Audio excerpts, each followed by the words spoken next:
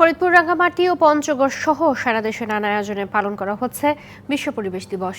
চট্টগ্রামে পরিবেশ অধিদপ্তরের আয়োজনে শিল্পকলা একাডেমি মিলনায়তনে অনুষ্ঠিত হয় আলোচনা সভা। এছাড়া শিল্পকলা মাঠে পরিবেশ মেলায় পরিবেশ বান্ধব বৈচিত্র্যময় কার্যক্রম ও পণ্য তুলে ধরে বিভিন্ন প্রতিষ্ঠান।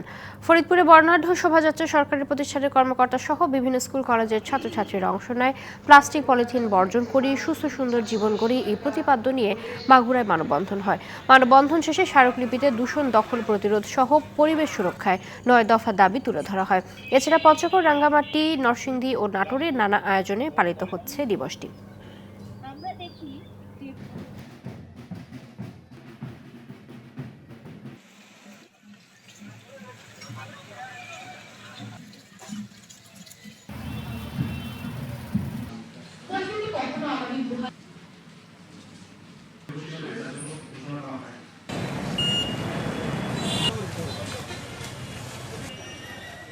নগদে ৫০০ টাকা বা তার বেশি পেমেন্টে পেতে পারেন ঢাকায় জমিসহ ২০ কোটি টাকার পুরস্কার।